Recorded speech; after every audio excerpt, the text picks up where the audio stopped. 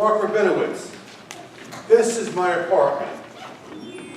I've acquired a number of colorful Kippot. And in this scene, you'll find out how I acquired these colorful Kippot. My wife is about to come home from a dinner meeting.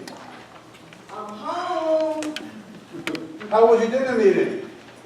The clients are happy. The coffers are filling. To my wife, the advertising executive and family breadwinner. You, my dear, are the breadwinner. I am the dessert winner. Where did you get all these Kippot? In my day, they were called yarmulkes. I've even heard them called Yamahas. That was after World War II. Then, everything had a Japanese flavor. In fact, there was a joke about a Jewish-Japanese actor named Takamatsuya. It means a real bargain. I know, Mark, that you are a lover of bargains. But don't tell me that you bought all these colorful Kippot. Well, okay, I won't tell you that. Anyway, it's almost 7, and the Chavra will be here in a few minutes. By the way, the Landaus can't come, so I invited Esther and Matt. Esther and Matt. That's interesting. Okay, let's get back to the original question. What was the question? Where did you get all these Kippot, or yarmulkes, or Yamahas, or skull caps for that matter? I never liked skull caps. It always reminded me of Indian scalping.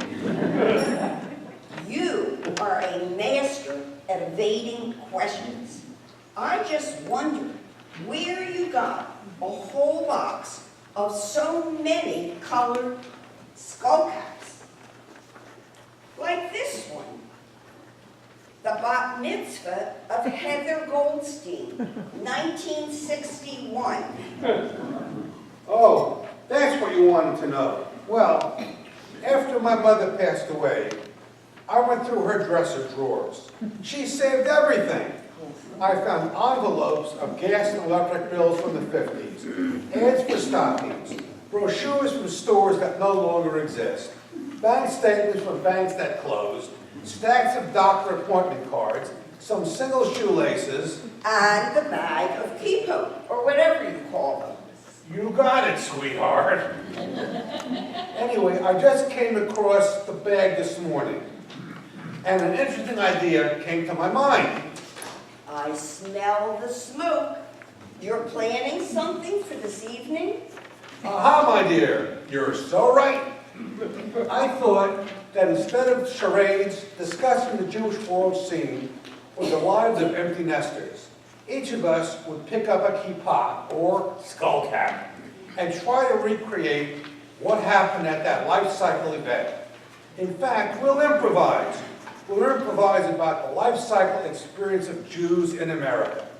In fact, I don't believe Jews in other countries have a colored kippah for every event.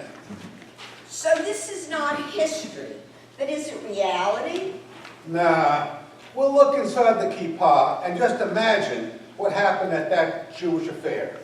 Ah, affair. That reminds me of my father's favorite Jewish joke. Your father told jokes. You want to hear the joke? Fire away. 2 middle-aged women meet, and the one says to the other, I'm having an affair. And the other one says, that's nice. Who's your caterer? That's as bad as one woman saying to the other, what do you think of red china? And the other responds, on a white tablecloth, it's not bad. Anyway, as Jews, we laugh at ourselves. Right, but you invited Matt, and he's not Jewish. It's okay. He's a former actor and a lawyer. He's creative, and he should be Jewish. He has a Yiddish cup. A Yiddish cup? He's always asking questions. He's a lawyer. Anyway, all lawyers are Jewish, even if they don't know it. Which means? Everyone knows that Jewish lawyers are smart. Matt is smart. Matt is a lawyer. He must be Jewish. Anyway, by proxy, he does have a Yiddish cut. I love your logic. What about the rest of him? Sarah, are we getting personal here? He's very animated. What's that got to do with anything? He's English, and the English sounds so much more sophisticated.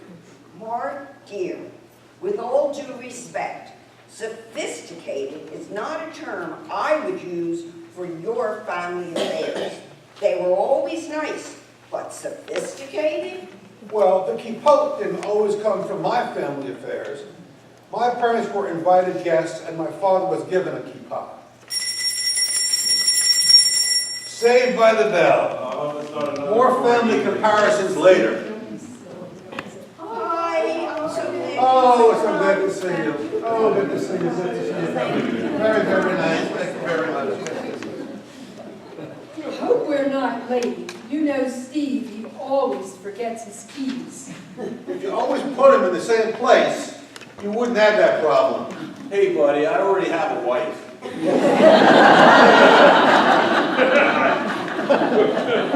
No problem, no problem. You're right on time. It's my wife's yucky background. We must be on time. It is required of us. Steve, it's just a matter of courtesy. Who else is coming? Esther and Matthew. I was at the gym with Matt, and he told me about the year he spent in improvisational theater. So I said, join us for dinner. Explain to me again, just what is it that we're doing? Let's wait until Esther and Matthew come, and I'll explain. In the meantime, let me make you a drink. If we're playing charades, I'm going to need a double martini. No, it's different tonight. Different? Then leave the vermouth out. Steve, Debbie, remember, you're driving. I always say, if you drink and drive, make sure you have a car.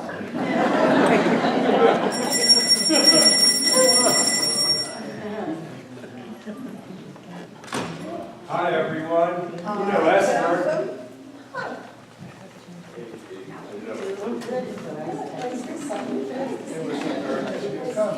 So what's the surprise? Cut to the chase, man.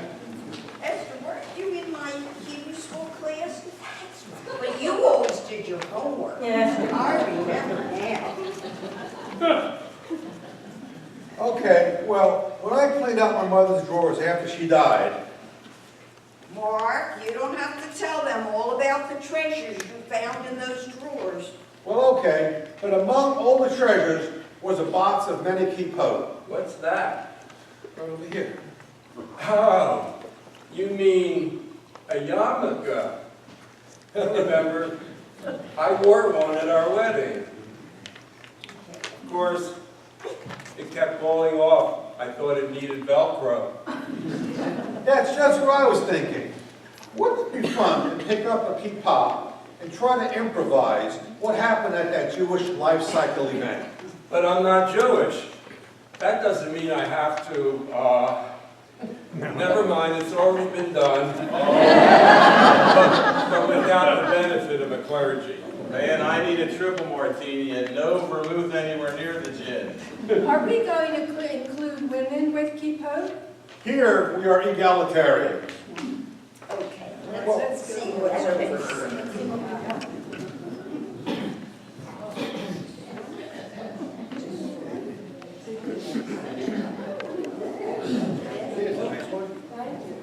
Okay, well, let's sit down, or whatever you want to call them, and begin. Okay, I have one here. This is from a wedding. It says, Marla and Mort Kanofsky, May 14th, 1960.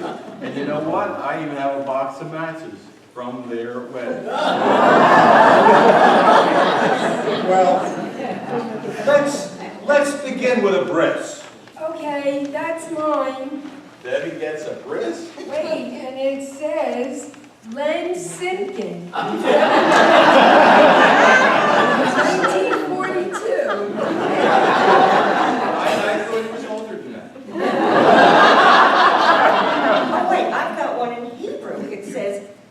Mela? Okay, it's a bris, or a British Malay. Lights out.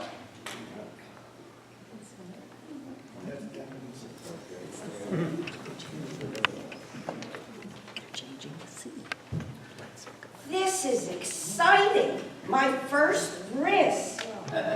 Exciting? That's an interesting word choice in a bris. It's a new experience. So I find new experiences exciting. It's the kids' first experience too, you know. Well, what happens now? The oil makes things shorter.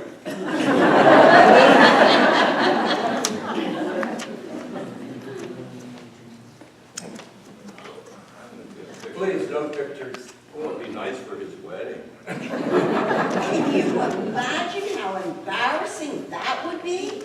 Hey, yeah. I can imagine his relative saying when he's 12 years old, "My, how you've grown." Oh my, does it hurt? Sorry, I don't remember. As this little one enters the ancient covenant of Abraham, may we wish him a life of Torah study, life filled with joy, a life of performing good deeds, a Jewish life. As we ask for the blessings of the Almighty, we name you Ezra David, and let us all say, Amen. Amen.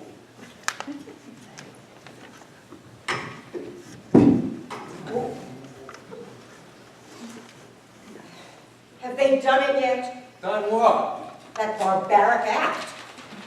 Oh, come on, cut it out. Yeah, that's what they're doing. It's a covenant. It dates back thousands of years. Thousands of years. Why do you all live in the past? The past, it's linkage, lady. Linkage? Call it what it really is. Mutilation. I can't understand why you're all so opposed to tattoos. You frown on pierced eyebrows, and yet you sanction this mutilation? Well, why are you so concerned? Because it's tampering. It's trespassing. It's an ill-conceived ritual. I tried to persuade her. I mean, it's her son. She carried him. I thought I had her convinced. In fact, I did have her convinced. But then he, that husband, put his foot down. Well, when the time came, he probably realized that he didn't want to break the chain. Yeah, and that's the problem. You're all chained to an obsolete tradition. Well, tell me, why were you intruding? Well, her mother isn't here. I'm her only aunt. Someone has to be the voice of reason. Times have changed. You no longer live in the ghetto with evil spirits floating around. Well, I hate to tell you this, but a bris has nothing to do with evil spirits. It's worse. It's blind acceptance. It should have been discussed before they got married. What difference would that have made? Then I would have had more time to bring her to her senses. Her family didn't believe in all this hocus pocus. Oh, come on. Every group, every community has its bylaws. If you want to belong, you accept the terms. Yeah, the next thing you know, that poor little boy, they're going to have him with little curls coming down the side of his face and wearing black and praying 3 times a day. When will you begin to live in the 21st century? Lights out. I wonder whatever happened to Ron. Oh, excuse me. Oh, that's our Ezra. If I can second guess the good Lord, he's probably in the yeshiva, wearing a tzitzis and praying 3 times a day. At least. I'm sure he survived. I can see him twirling his payas now. Ronnie's aunt probably didn't hear about the AIDS research in Africa. Meaning? Meaning that circumcision is recommended for all males. So why is there such a reaction, even from some Jews? People need causes. And if 50% of the population can be affected, it's a good cause to hang on to. Oh, boo, anyway, 50% isn't accurate. Each year, more women are born than men. Wait, are some Jews really opposed to circumcision? Well, it's something we read about periodically. Okay, let's get on with the next Kippot. I couldn't decide, so I got two. The first one, they're both bar mitzvahs. The first one says, Rabbi Isaac Furman, Shodas Nissan, 1944. Emes. And the next one says Leonard Feldman, April 10, 1948.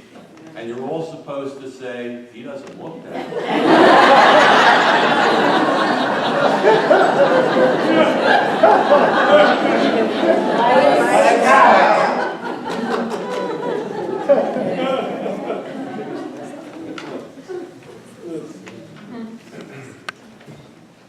The bar mitzvah boy, he was so good. He made a couple of mistakes. I wouldn't know. Besides, he's entitled to a couple of mistakes. And why shouldn't he be good? Both of his parents are so smart. It doesn't always work that way. Anyway, they have plenty of money. They could afford the best Hebrew teacher. Teacher schmeacher. If the boy doesn't want it, forget about it. Did you see the girls who came into the synagogue just before he read his Haftorah? Yeah, they were gorgeous. Gorgeous. They look like streetwalkers. Did you notice the skirts? Who didn't notice? You know, there are actually agencies that will supply 13-year-olds to fill out the bar mitzvah party. They look pretty well developed for 13. That's what they're feeding them nowadays.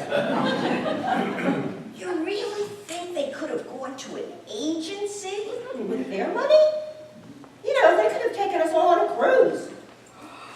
A bar mitzvah cruise. That would have been novel. Bonsoir. Good evening. Today's selections are Poisson du jour, escargot faux, bouffe bourguignon. Are those really kosher? But of course, madame. Well, I'll take the beef, whatever you call it, And I'll take the same. and he'll take the chicken, whatever you call that. And make sure it's well done. But of course, madame, as you wish. All those French-sounding dishes. This must have cost a fortune. I told you, they are ungespult. What's that? That's Yiddish. For plenty of money. We shouldn't be talking like this. It's Lashon Hora. Eh, between friends, it's not considered Lashon Hora. Anyway, the bar mitzvah boy was so good. Yes, but he made a couple of mistakes. Lights out.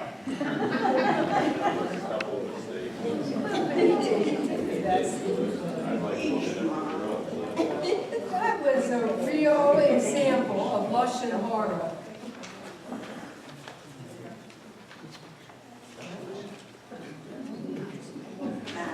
I don't know what that is, but she did sound like Lucy Hara. Who has the next Kippot? Let's try this one. It's a bat mitzvah.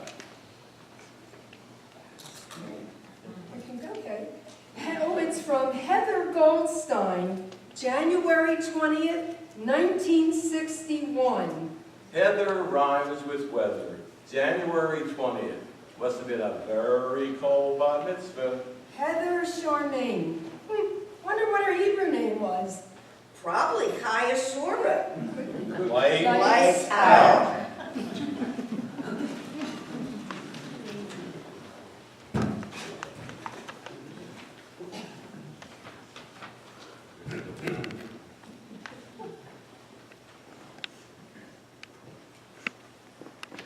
So, this is a bat mitzvah? Yes. But she didn't do anything. She just made a speech and everyone sang. So things change. It's different in the Reformed and Conservative synagogues. So what's the purpose here? Well, it's a way of leveling the playing field. It makes the girls, it gives them a chance to be just like the boys. Playing field? Chance? Sound like a Narishkeit to me. You're dating yourself, my friend. I see it as a weak effort to please the feminists. I know, for you, all young girls should spend their time learning how to make the perfect Kegel. Not a bad idea. But seriously, explain the Jewish content of this event. Are yous ready to order? Yeah, we's ready to order. What do yous have? What are our choices? The kids are having pizza. And for those who are not classified as kids, Some of them are having kasha and bow ties. I'll take the kasha and bow ties. I'll take the same. She'll take the pizza. And make sure that the kasha is well cooked. What happens now? Now, we eat and bench. That's it? That's it. What more do you want? I don't know, but a little kugel would be nice. Lights out.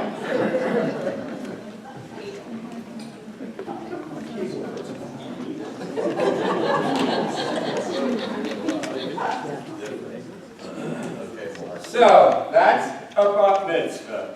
I guess they're all different. Although the conservative congregations treat bar and bat mitzvahs the same way. When did the bat mitzvah begin? It actually began in 1922 with Mordecai Kaplan's daughter, Judith. How did you know that? I read it on Wikipedia. Why? Why? Because I always wanted one. So why didn't you have one? Are you kidding? My father thought it would be a genre for a girl to read Torah in public. And here I thought it was because your parents were poor. What do you mean? Just kidding. Whenever I was asked, why don't you have a middle name, I said, because my parents were poor. Surprised a lot of people. Anyway, I'm really sorry. Before we get too serious, we all realize that all Jewish life cycle events are different. Sometimes they're based on the region of the diaspora the Jews found themselves. For example, the use of flowers at a funeral. Why is it not a Jewish custom? Without being too graphic, we buried the dead within 24 hours. Can you imagine if we didn't? We'd have to embalm like the Egyptians. Flowers would be a cheaper alternative. In some cases, the differences in ritual are referred to as minhag. Local adaptations, like eating rice by the Sephardim at Passover, or naming the children after the living, which is forbidden by the Ashkenazim. It's just a minhag. Minhag, it doesn't sound kosher. Boy, let's pick another Kippot. Here's a colorful one. Oh my, a bar and bat mitzvah, twins, at the Hard Rock Cafe. Bill and Jeannie Smith, 2001, twins, double trouble. That's probably just for the party. Yeah, I can't imagine bringing a Torah to the Hard Rock Cafe. Maybe it's like a destination bar mitzvah or bat mitzvah. It's like a destination wedding. Sure, I guess so. After all, there are bar mitzvahs in places like Masada. Why not the Hard Rock Cafe? I understand the historical reasons for Masada, but Hard Rock? Well, perhaps the parents met there at the cafe. Or maybe the Sedra portion deals with Moses striking the rock in the desert. That's so corny, I wouldn't even think of that one. Well, let's put on the kippah and see what happens. Lights out.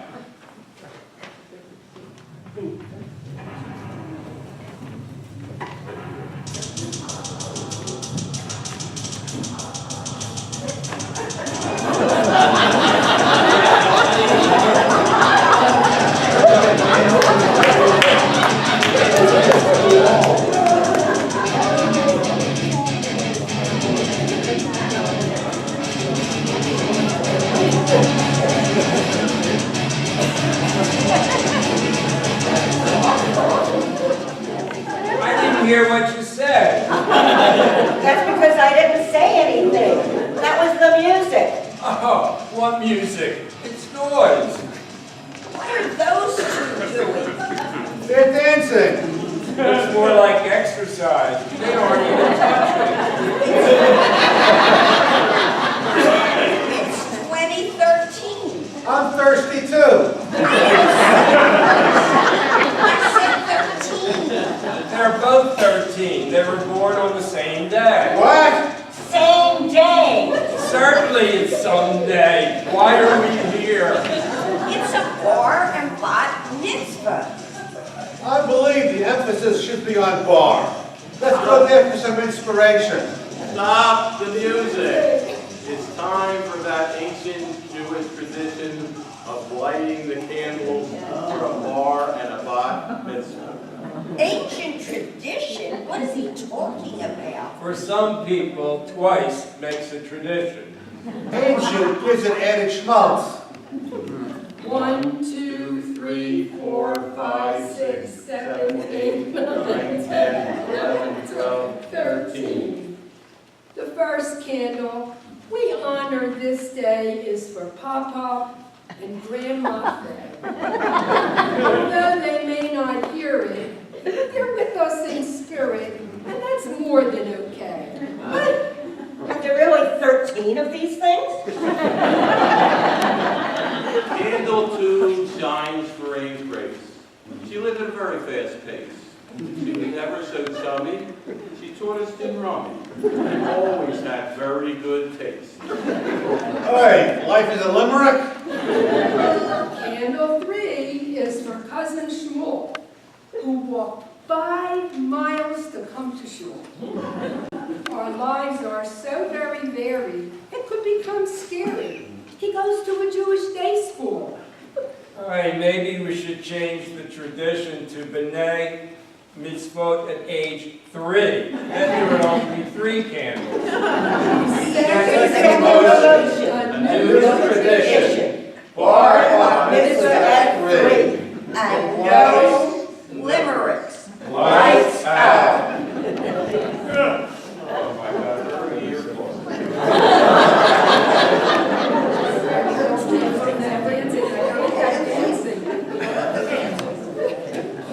Thanks for changing the ancient tradition. Thank you. I couldn't think of any more limericks. I wonder what poor Shmuel ate at the affair. I was surprised he was there at all. Well, we could call it Shalom Bayit, peace in the house, in this case, the family. Okay, what's next? Well, here's an interesting wedding with full names of both the bride and the groom. Maybe the bride wants to keep hers. Angela Esposito and Gerald Steinberg. June 18, 1981. Steinberg? Here, read it yourself. Should be interesting. Lights out. Fettuccine, Fettuccine, fettuccine, fettuccine, fettuccine, fettuccine, Nabila Hamba, Nabila Hamba, Nabila Vegas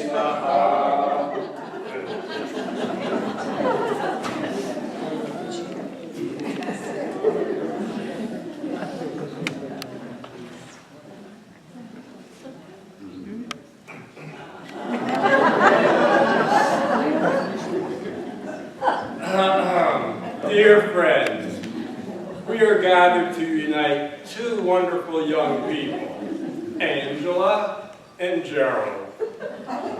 Angela and Gerald. The good Lord has brought the 2 of you together. We don't know why,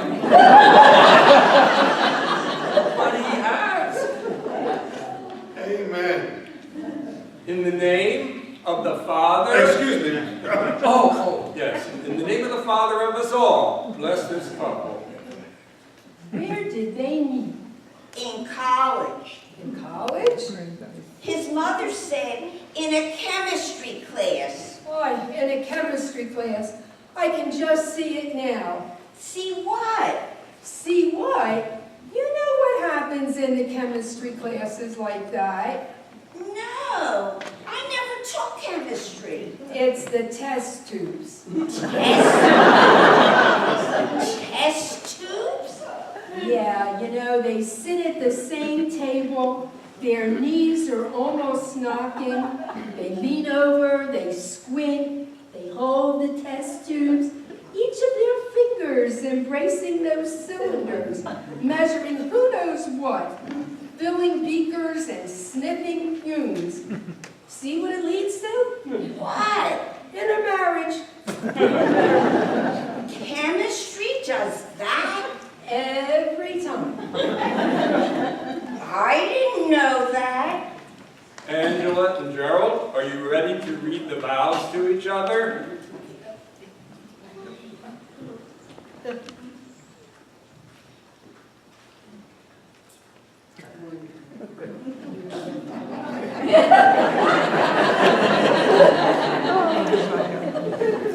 I don't recognize you two. Were you invited to this?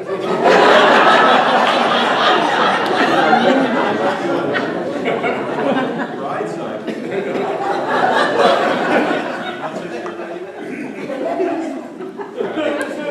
I promise to be faithful.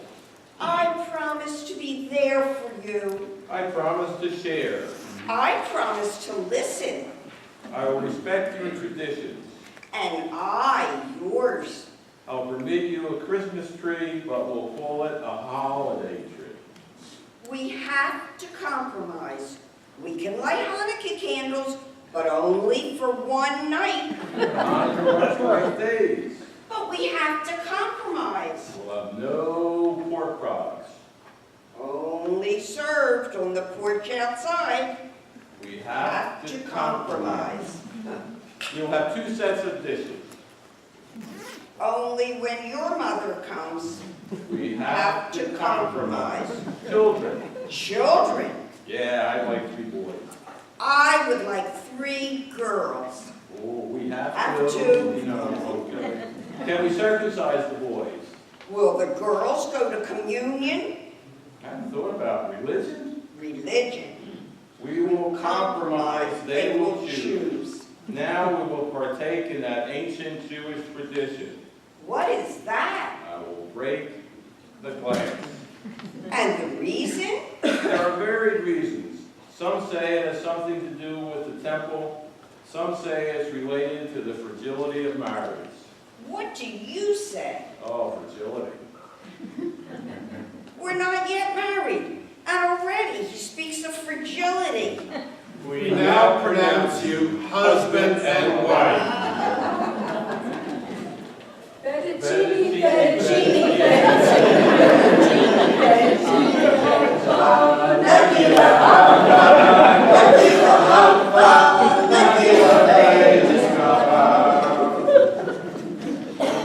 The fragility of marriage.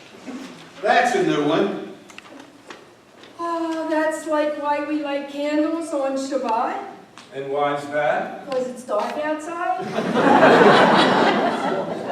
That was quite a wedding. I ate so much pasta, I never got to the gefilte fish. What's next? Well, here is a dark Kippot. It must be a funeral. Let's see. Malka Downs. A kippah for a funeral? I thought you all buried the dead within 24 hours. Maybe somebody was planning ahead. You know, you're going to die.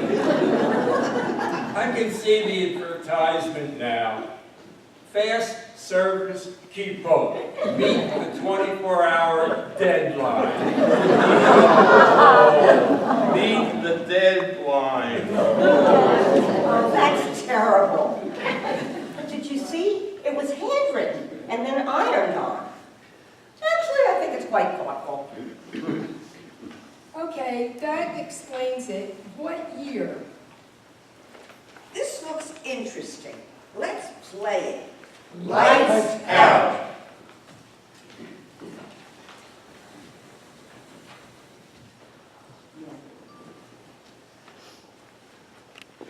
You know, She had the very best doctors. The best. They tried everything. Everything. Believe me, nothing helped. Not a thing. You know, they didn't even belong to a shul. That I didn't know. I wonder where they found the rabbi. Maybe they found a Yellow Pages rabbi. Yellow Pages rabbi. How colorful. Yeah, but what did he say about her? He didn't even know her. You know these funerals, the usual. A woman of valor. Please. A woman of valor? He didn't know Malka. She was no queen. You know, we shouldn't talk about the deceased like that. You didn't know her either. Yes, but at a time like this, we really must say nice things. Nice things. Nice things. How much can you make up? She was a verbiciter. A verbiciter with a capital F. Verbiciter? A first-class verbiciter. A mean, unpleasant person who enjoys the role. She took criticism to new heights. She'd walk right up to you and tell you those colors don't match. And then she'd tell you that nobody wears their hair like that anymore. That's terrible. And if that didn't do it, she'd tell you your children were poor-mannered, badly behaved, and lacked discipline. And then, to top it off, she'd do you reading all the wrong books. Oh, that's terrible. And she always seemed to say and spit this venom out with a smile on her face. In fact, I once said to her, Malka, you say the nastiest things in the nicest ways. Well, maybe the Yellow Pages rabbi has learned some nice things to say about her that he can share. Oh, please. You can spray paint a zebra and hide the black lines, but you know, it's still a zebra. Shh, the rabbi is about to speak.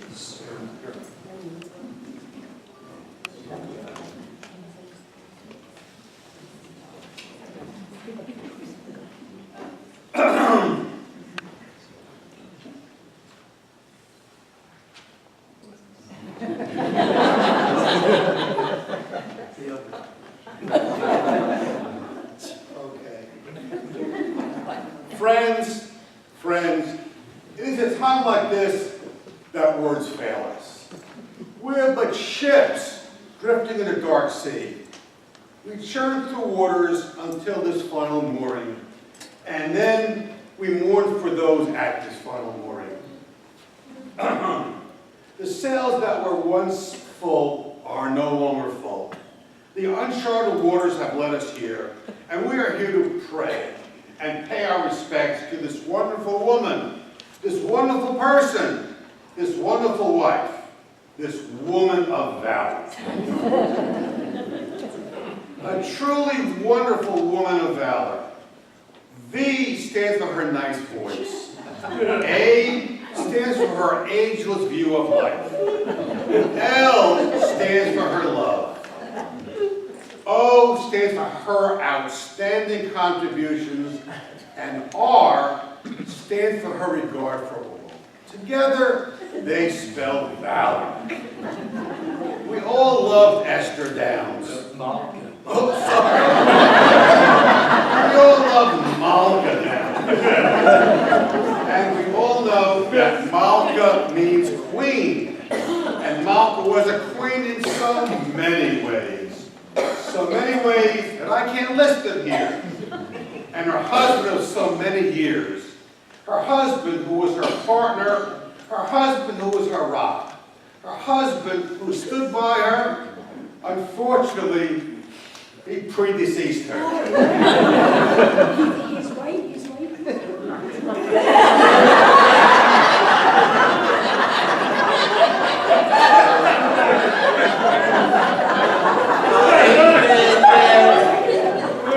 Oh, may you be blessed with many, many more years as a husband who stood by his wife in such difficult times. May the good Lord be gracious to you. May you... Get to the Shiva. Oh, yes.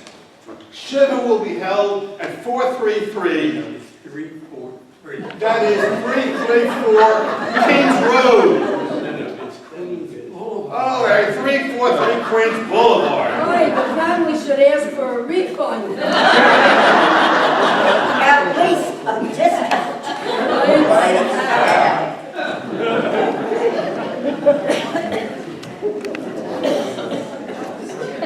Oh, what an evening. Oh, what a funeral.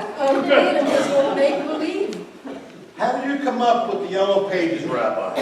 We were witnesses to something not far removed from that. Do you think they did get a discount? As we say in Yiddish, wer weiß, who knows? Well, I suppose we've covered it all, from the bris to the funeral. Yep, from the cradle to the grave. Actually, one more. I found this one in the back of the drawer.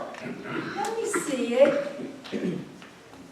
Oh, it says 75th wedding anniversary, Morris and Ann Moritz, 1976. Wow, that was the last century. Oh, that's quite an observation. Must have been quite unusual in 1976. Let's see what that was like.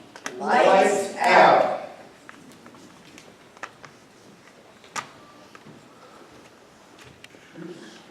Thank you for all coming.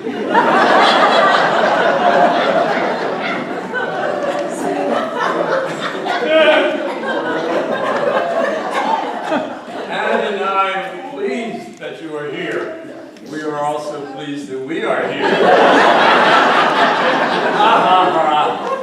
Look, it's not funny. It's 75 years. Many years. We've been together so long. Sometimes I think we were born together. But most of the time, it seems like yesterday that I proposed to Ann 6 times. 7. Well, the last time doesn't count. You accepted. It was just worn out.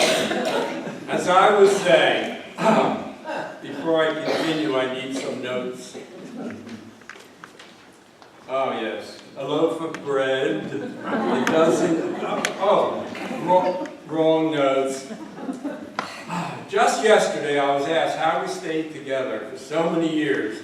I was about to say, well, I'll tell you, for our 50th anniversary, I took my wife to Israel for a second honeymoon. And now for our 75th anniversary, I went to Israel to bring her back.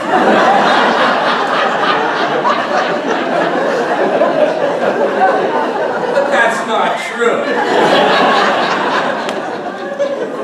We've never been apart for more than 24 hours in 75 years. We even finished Each other's sentences. Ah, yes. Well, young people want to know how we did it. Okay. We laugh a lot, particularly at yourself. Always have the last word, but whisper it to yourself quietly. Be nearsighted and farsighted and close one eye at the same time. And say Baruch Hashem many times. You know, I've been saying that often since our 50th anniversary. For instance, the kids asked if we could give them a list of the people who came to our wedding so that they could invite them here. Unfortunately, very small list. One of our grandchildren asked if there were honeymoons in our day. Did we have a honeymoon? Yes, we did. Oh, yes, we did. Yeah, but it was short. I had to go to work. It was always said about a friend of ours who married young that he didn't have a honeymoon because he didn't want to miss his turn at bat. There were other reasons. She was very pregnant. Okay, there were other reasons. Anyway, I want to thank you for not having any candles on the cake. Sweetheart, this is not a birthday. Of course, I knew that, but I was thinking of her 90th birthday when they lit the candles and a waiter stood next to the table with a fire extinguisher. So now you have to tell everybody how old I am? Well, They realize you weren't 10 when you got married. You know, sometimes it felt like 10. I mean, what did I know? Not much.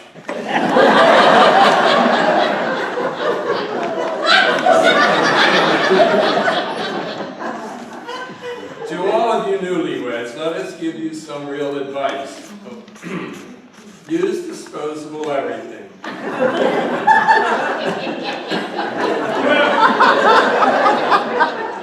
It all depends. Don't buy much, no books, no newspapers, too much clutter. Eat kosher frozen dinners, but cook them first. Keep your drawers empty.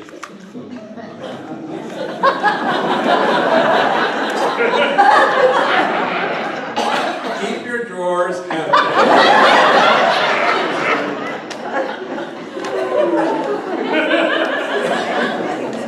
Throw mail away before opening the envelope.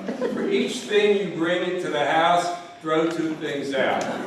Look for bags of Kippot. Dispose of them because someday someone will find them and try to recreate what happened at that Jewish affair and poke fun at you. Do all this because the day will come when you will have to dispose of everything or your kids will kill you. After all, you can't take it with you. Esther, would you like to have the last word? Yes. It's late. Let's go home.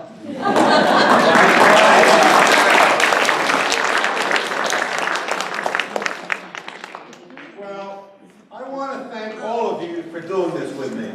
Yeah, I like this better than charades, and I needed a lot less gin. Did we cover all the Jewish life cycle events? Certainly enough to make me want to go home and look at the people I have. Well, thanks for including me. Sure thing. See you at the gym. You know, I think I'll wear my kippot. Okay. Okay.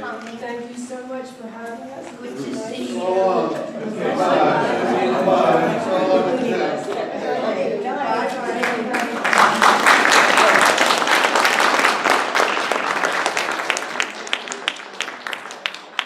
I didn't think you could pull it off. We pulled it off. I didn't do it alone. I'm sure every Jewish household has a bag or box filled with Kippot. What are we going to do with them? Do with them, we'll save them for the next generation. In fact, I wonder what this one was like. What does it say? It's from our wedding, Oh. the wedding of Mark and Sarah Rabinowitz. Lights out.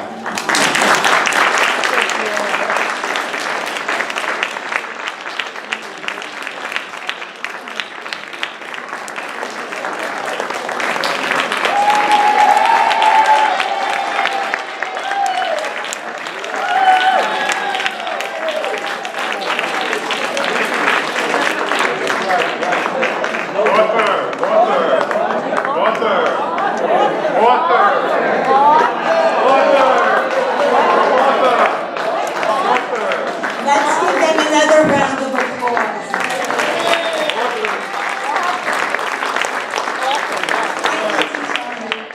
I've been to just about all the rehearsals, and this was the best. It was the best. And you know what was lacking, guys? We needed a full audience at every rehearsal. It was really, really terrific. Now I'd like to introduce my 6 dear friends. And I'll call them up one at a time. We have Marty Brodack. Come on. Goldstein. Selma Ellis. Len Feldman. Fischel-Gillbert. And Steve Wenick. On behalf of Habonim, I have a little thank you for all of you to help you remember this great evening. Marty. Thank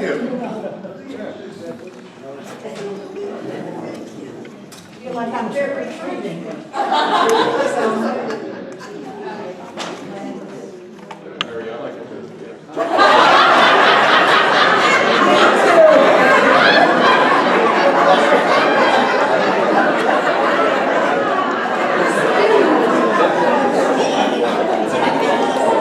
And Bill Kushner, What he said to me that at each rehearsal, please remember, Judy, that in all the productions I've done, I've never been asked, or do I want to be asked, to come up on stage for a thank you. But Bill, Not his choice. we're going to break that tradition tonight. If you'll meet me up here in front of the stage, I had something for you to say.